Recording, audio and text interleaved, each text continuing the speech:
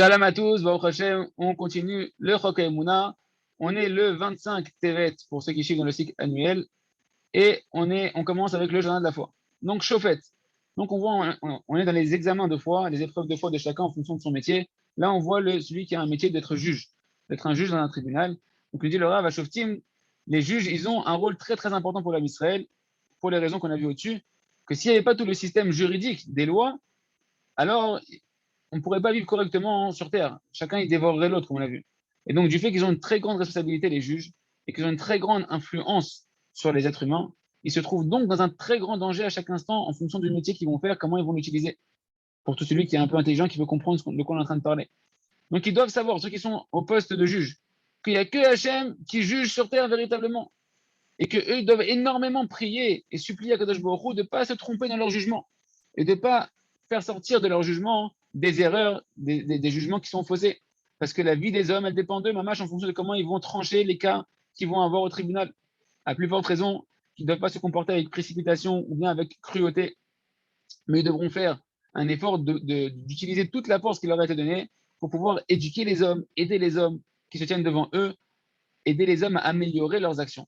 C'est pourquoi lorsqu'un juge il va donner une punition, d'accord, par rapport à une sentence qu'il va donner, il faut qu'il donne à l'intérieur de sa punition un message éducatif pour la personne qui est en face, que cette punition qu'il va donner soit un moyen à l'homme de se réparer et de s'améliorer, afin que l'homme pourra ainsi améliorer ses actions. Voilà pour le journal de la foi. On continue avec le Sha'arav Betoda, le journal des louanges. Utiliser toutes les souffrances de la vie ou tous les problèmes de la vie comme un tremplin.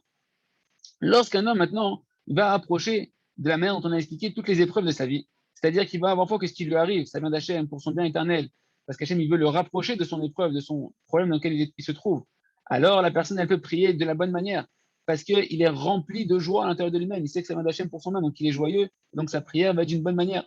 Et donc il va se servir en fait de son problème qu'il a, uniquement pour s'éveiller à prier encore plus longtemps et encore plus profondément, avec un cœur encore plus enthousiaste. Et il ne laisse pas son problème, il ne laisse pas son Yetzer Hara utiliser son problème pour le faire tomber dans de la tristesse ou pour l'embrouiller dans son service divin. Parce qu'on voit que la mitziout, la réalité, elle est que la plupart des gens, dès qu'ils ont un manque ou une épreuve, s'ils n'ont pas un manque, tant qu'ils n'ont pas un manque ou une épreuve dans leur vie, eh ben ils dorment leur vie spirituelle. Ils sont en train de dormir spirituellement, tranquillement leur vie. Et il n'y a rien qui est là pour les réveiller, à leur faire un travail de tchouva véritable, de repentir véritable, de s'introspecter, de se mettre à prier, d'allonger ses prières, etc. C'est ce qu'on voit dans la réalité. Tandis qu'une personne, dès qu'il y a quelque chose qui commence à lui faire mal dans sa vie, il y a quelque chose qui le dérange vraiment dans sa vie, on voit que tout de suite, eh ben, ça réveille la personne, ça l'oblige à travailler, et donc la personne se met à travailler le travail qu'elle est venue faire sur Terre, servir Hachem. Et c'est ça, en fait, les amis, tout le but des souffrances et des manques qu'un homme il peut avoir dans sa vie matérielle ou spirituelle. Le réveiller à la prière, le réveiller au service divin. C'est pourquoi, bien que personne ne demande que viennent sur lui des souffrances, on n'est pas des masos, on ne demande pas des souffrances. Mais une fois qu'elles sont là, quelconque souffrance qui est déjà arrivée dans ta vie ou quelconque manque ou quelque détresse que tu peux recevoir à l'intérieur de ta vie, par exemple, une personne, elle n'arrive pas à trouver sa femme, elle n'arrive pas à avoir des enfants, une personne qui a une maladie que nous en préserve, qui a des dettes d'argent, etc., etc. Une fois qu'elles sont déjà là, ces problèmes-là, eh ben, il faut chercher à voir le but pour lequel la chaîne t'a envoyé ces choses-là, en sachant que ce but-là, il est complètement bon. Et tu verras ainsi que toute l'intention d'Akadosh Baruch Hu dans tous les problèmes que tu as, il est que pour ton bien.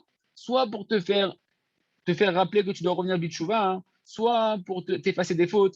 Et lorsque tu vas te concentrer sur ce but-là, pourquoi on t'a envoyé ces souffrances-là, alors, c'est-à-dire que tu vas chercher l'intention d'Hachem qu'il y a dans les souffrances de ta vie, tu ne ressentiras plus les souffrances comme des souffrances. Au contraire, tu pourras te remplir de joie en contemplant le grand bien qui se cache dans le but de ces souffrances-là.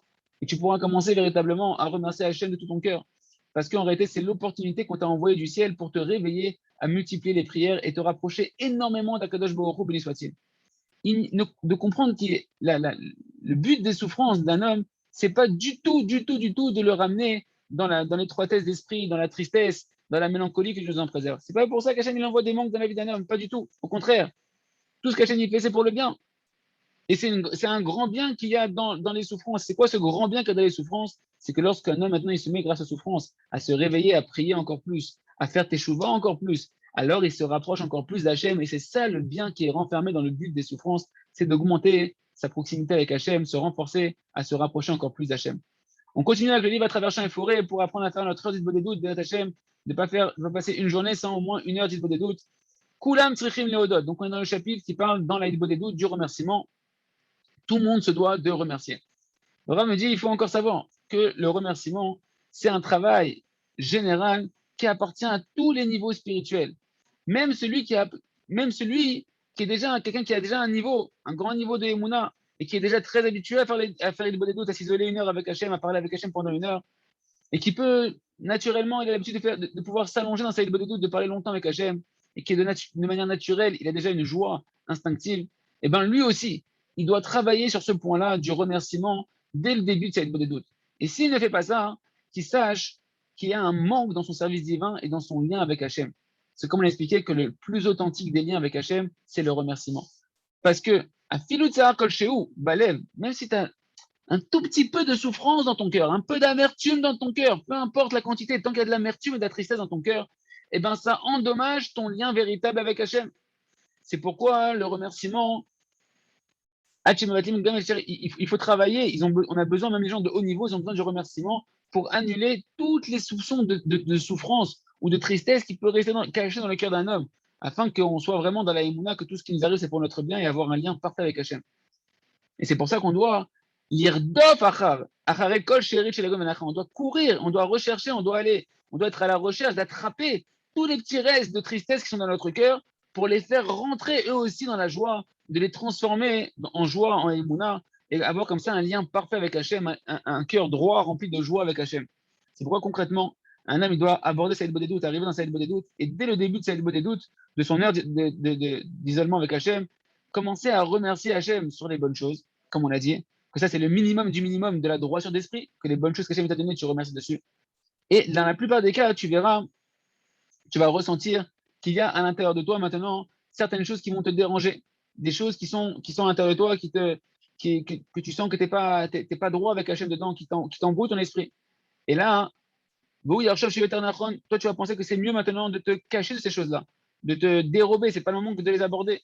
Et tu diras non, c'est simplement plus tard, quand j'arriverai, une fois que j'aurai terminé les remerciements sur les bonnes choses, je ferai teshuva sur les choses qui me dérangent à l'intérieur de moi, je ferai un cheshbon nefesh, je vais m'introspecter à l'intérieur de moi.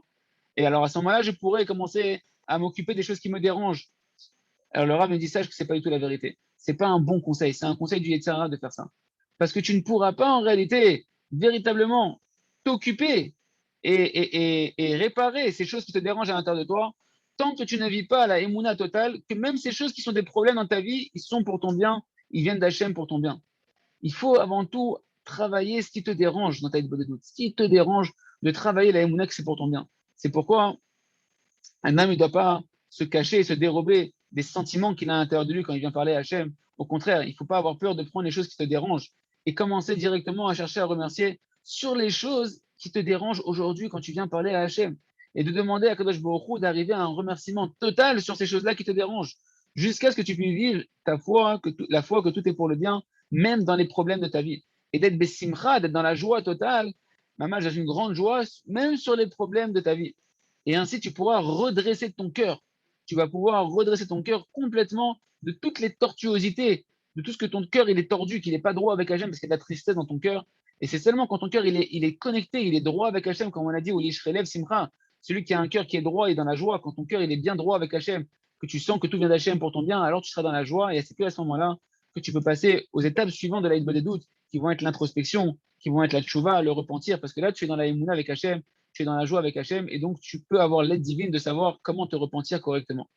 On continue avec le jardin de la sagesse. Écoutez bien, très très profond ce qu'on va voir ici. Donc on est sur le commentaire des paroles de Rav Yecheskel Levenstein, qui nous avait expliqué. Donc on va reprendre petit à petit les paroles de Rav Yecheskel Levenstein, et le Rav, il interprète ce qu'on a dit déjà dans le cours précédent. Et donc ce qu'a écrit le Rav Yecheskel Levenstein, que ça n'existe pas la notion de transgresser la volonté d'Hachem. Ça n'existe pas la possibilité de transgresser la volonté de Kadosh Baruch Hu, parce qu'il n'y a pas de notion de birlal d'existence sans une volonté d'Hachem dans cet instant d'existence. On voit ici, en réalité, nous dit le Rav, ça c'était les paroles de Rav Yecheskel Levenstein, le Rav Arush Shechem nous dit, on voit d'ici que la Torah de Moshe, elle est émette, que Moshe, il est authentique, que sa Torah, elle est authentique, et qu'il n'y a pas de différence entre les Chassidim et les autres courants du judaïsme, les Litaïm, etc.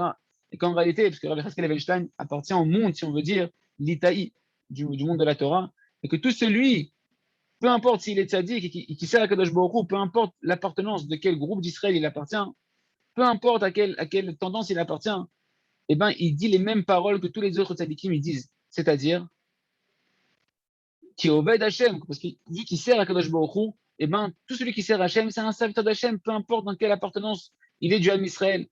Et chaque serviteur véritable d'Hachem, il te dira la même chose. Enon milvado kipshuto. Il n'y a rien hormis Hachem au sens simple du terme, il n'y a rien hormis Hachem. Et ça, le Rav nous dit, c'est ce qu'on a écrit dans le livre Le Jardin de la foi.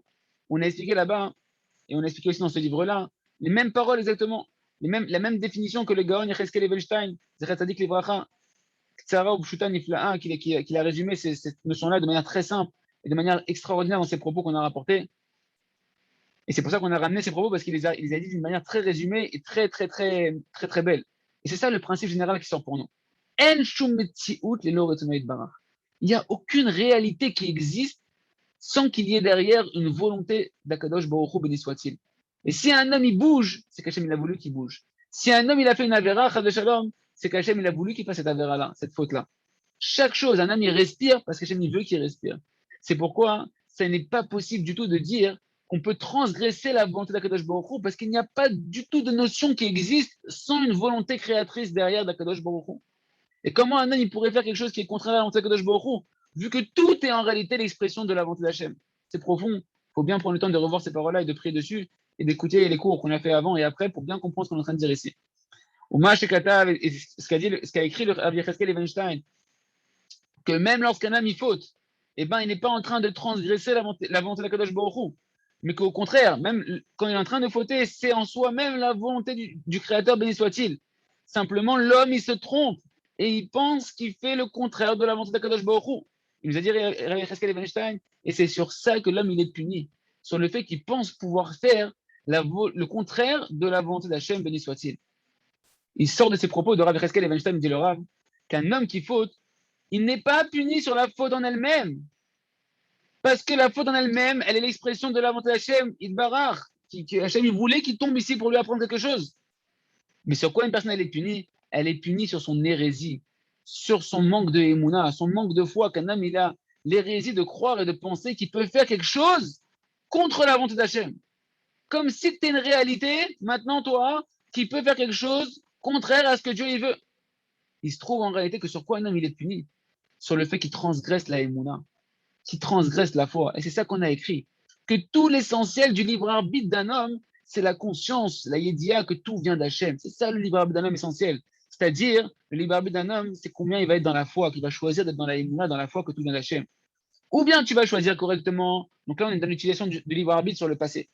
Ou bien tu vas choisir d'utiliser ton libre arbitre correctement sur le passé, et que tu vas avoir foi que dans le passé, tout ce qui s'est passé, tout, absolument tout, provient de la volonté d'Hachem. Ou bien, tu vas choisir sur le passé de penser que non, c'est toi qui as voulu et qui as pu faire le contraire de la volonté d'Hachem, que Dieu nous en préserve, et donc tu vas être en train de te persécuter, tu vas être en train de te culpabiliser, etc. On voit donc des paroles du Gaon Yecheskel Evenstein que d'après tous les courants de pensée du judaïsme, le but de toute chose, c'est la Emouna. Le service d'Hachem, c'est la Emouna. Et l'essentiel du libre arbitre d'un homme, c'est la Emouna. Kacher, lorsqu'un homme maintenant il va vivre avec la Emouna, eh ben, il n'est jamais en train de fauter. Parce que tant que tu tiens dans ta Emouna et que tu vis avec la foi, tu fais en réalité ce qu'Hachem attend de toi. Mais dès qu'un homme il pense qu'il y a moi qui intervient, il y a mon moi, mon Annie qui est intervenu, détaché d'Hachem, que Dieu nous en préserve, ça s'appelle de l'hérésie. Parce que si c'est toi, alors c'est pas Hachem, frère de Shalom. Donc ça veut dire qu'il y a quelque chose qui existe hormis Hachem. Et ça, c'est de l'hérésie. Et c'est ça la seule faute qui existe dans le monde. On vient de sortir de Kippour, d'apprendre que la seule faute qui existe à Kippour, en réalité, qu'on s'accorde dans Fashuva, c'est la faute de la Emouna, d'avoir cru qu'on pouvait faire sans Hachem, ou bien d'avoir cru qu'on pouvait réussir sans Hachem, donc on n'a pas demandé suffisamment l'aide d'Akadosh Baruch Hu. Ça, c'est l'utilisation du libre arbitre dans le futur. Hachem, on s'arrête là pour aujourd'hui pour le Gana Chorma. Ça demande beaucoup d'approfondissement, mais c'est le but de cette étude. Donc, écoutez les cours d'avant, les cours qui continuent derrière pour bien comprendre et intérioriser ce qu'on est en train de voir. On continue avec le Sefer Or Hadash, la nouvelle lumière. Bohu Cheshbon, venez, on fait le compte de nos actions. N'est-ce pas voilà qu'on a expliqué devant toi, nous dit le Rav, le chemin de Rabbi Nachman de Breslev, qui est le chemin le plus facile, le plus extraordinaire et le plus parfait pour arriver à une réparation parfaite déjà dans ce monde-là. qui est de faire 1 heure d'Itbod des doutes et de prendre une demi-heure pour se focaliser sur un mauvais trait de caractère dans cette heure d'Itbod des doutes pour pouvoir changer. Alors, qu'est-ce que tu veux dire? Est-ce que cette opportunité, cette affaire qu'on t'offre, elle vaut le coup ou pas? Est-ce que tu veux goûter un jour dans ta vie le goût de la propreté, le goût de la pureté, de pouvoir sentir le goût d'être détaché de la matérialité, dans la création même? Est-ce que tu veux te sentir libre et léger, être libéré de ton Yetzer Hara? Est-ce que tu veux pouvoir enfin comprendre combien les ta'avot, les mauvais désirs matériels, corporels de ce monde-là, ils étouffent ta lumière intérieure, ta lumière spirituelle de ta neshama?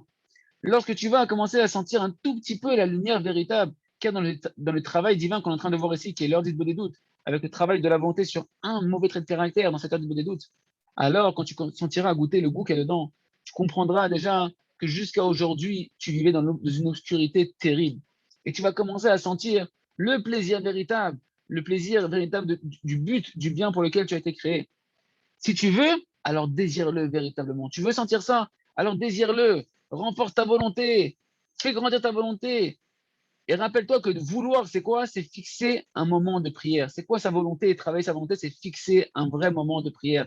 Donc avant tout, le Rav nous dit, il faut que tu prends ce conseil-là, de prendre une demi-heure tous les jours, de prier sur un mauvais caractère, et sur ça même, eh ben, tu vas faire le conseil de Rabbi Nachman de prier tous les jours une demi-heure jusqu'à ce qu'Hachem t'offre d'avoir tous les jours une demi-heure de travail sur un mauvais caractère. Tu dois prier sur le conseil qui peut sauver ta vie entière. C'est-à-dire que tu vas prendre ce conseil-là, tu dis Hachem, aide-moi, Hachem. Le Rav va lui dire comment prier.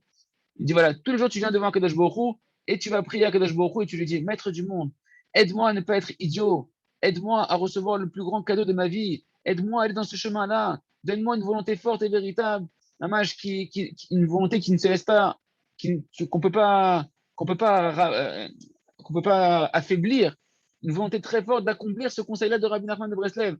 Parce que sans ce conseil-là, il n'y a rien qui pourra m'aider. Je ne peux pas, on ne peut pas se détourner des lois spirituelles que Dieu a utilisées pour créer le monde. Si je ne fais pas ce travail-là de Rabbi Nachman de Breslev, alors je vais perdre l'essentiel de ma mission et de ma réparation sur terre. Et comme ça, tu dois prier à Kadosh Baruch Hu des paroles simples tous les jours jusqu'à ce que tu mérites d'accomplir ce conseil merveilleux de prier une demi-heure sur un mauvais caractère pour pouvoir changer ta nature. Tirtse et Zeberatson Bakayama, alors on dit désire faire ce conseil-là de Rabbi Nachman avec une volonté forte, prie sur ça tous les jours. Parce que cette volonté-là, quand tu vas la cadrer, dans la prière, et ben ainsi tu vas pouvoir passer du potentiel au concret et tu vas faire donc un travail de la volonté sur ce conseil-là même, qui est de prier une demi-heure tous les jours. Tu vas travailler ta volonté de vouloir accomplir le conseil de Rabbi Nachman, qui est le travail de la volonté une demi-heure focalisée sur un sujet. Et le Rav dit, il n'y aura plus besoin d'explication. Tout le but de celui qui est en train, comprenez que toute mon intention, dit le Rav, pour tout celui qui lit ou qui entend les paroles qu'on est en train de dire, c'est uniquement pour que, mon but, c'est que chacun arrive de manière claire à prendre sur lui, d'avoir une heure de rendez-vous avec Kadosh Baruch Hu et une demi-heure dans laquelle il va exprimer ses volontés, de travailler sa volonté pour changer sur un sujet. Tout ce que j'ai écrit sur les livres-là, tout ce que j'ai écrit dans ce livre-là, ça pourrait être compréhensible que pour celui qui accomplit ce conseil-là, qui est très simple concrètement. Tant que tu n'accompliras pas le conseil, tu ne comprendras pas de quoi je parle, dit le Rav. Qu'est-ce qu'on doit comprendre de tout ce qu'on a étudié jusqu'à présent? Que sans ce rendez-vous quotidien avec le Créateur, où tu vas travailler ta volonté, focaliser d'une manière au moins une demi-heure, c'est impossible de changer. Et la conclusion, c'est qu'on est obligé de fixer ce rendez-vous avec le Créateur. Parce que sans ce rendez-vous quotidien avec le Créateur, c'est vrai que ta volonté, elle est belle. C'est vrai que chaque volonté, elle est précieuse. Mais tu n'as pas de réceptacle pour pouvoir changer. Tu n'as pas de véritable arme pour pouvoir te changer dans ta nature. C'est seulement lorsque tu vas prendre ta volonté de changer et que tu vas la mettre dans un cadre fixe tous les jours, dans un rendez-vous quotidien avec le Créateur, et que tu vas tous les jours prier une demi-heure sur ce sujet-là pour que Dieu te donne l'aide de changer, que tu vas commencer à comprendre quelle est la force de la volonté qui sommeille à l'intérieur de toi. Et à ce moment-là, tu n'auras plus besoin d'aucune démonstration, d'aucune explication, parce que les changements, tu vas les voir toi-même dans tes propres yeux. C'est comme si tu veux expliquer à quelqu'un dans sa vie, quelqu'un qui n'a jamais goûté le goût de la glace, et tu veux lui expliquer c'est quoi le goût de manger une bonne glace, un bon esquimau, un cornet, un cornetto, ce que tu veux. T'as beau lui expliquer pendant des heures c'est quoi le goût de la glace, mais lui, il peut pas vraiment comprendre. Et même s'il pense qu'il a compris c'est quoi le goût de la glace, il n'a pas véritablement compris c'est quoi le goût de la glace. Mais donne-lui un jour une glace. Il n'a jamais goûté. Donne-lui un jour une glace à goûter, une seule fois, et tout de suite il va comprendre. Et il n'y aura plus besoin d'aucune explication. Et bien, c'est pareil pour le travail de la volonté. Ta'amour ou kitov Hashem. Venez goûter combien est bon Hashem, combien c'est bon de se lier à Hashem pour changer. Et celui qui vient comme ça tous les jours, dans son rendez-vous avec le Créateur et qui va consacrer tous les jours une partie de son temps conséquente à vouloir changer en prière avec le Kadosh Baruch Hu, il verra et il va sentir d'une manière très très claire et il verra qu'il n'y a pas besoin d'explication. Par contre, celui qui ne fait pas ce conseil-là, alors on a beau lui expliquer encore pendant des heures, il ne comprendra toujours pas de quoi on parle ici. Donc le résumé de tout ce qui ressort, c'est que chacun il doit avoir tous les jours une heure où il va travailler là-bas son introspection quotidienne, où où il va se repentir tous les jours, où il va remercier Hachem, où il va prier à Kadosh Baruch Hu. Et ça, c'est le conseil extraordinaire, le plus extraordinaire qui existe dans le monde. Mais le diamant qui est sur la couronne, la cerise sur le gâteau, le diamant qui est en haut de la couronne, eh ben, c'est de travailler sa volonté tous les jours dans cette heure d'Isbel doutes. De consacrer tous les jours dans cette heure au moins une demi-heure, chaque jour, de prier à Kadosh Baruch Hu sur un seul sujet, jusqu'à ce que tu vois des changements conséquents à l'intérieur de toi-même. Yeratzon Shinske Lekolze, Chazak ve Nitrazek.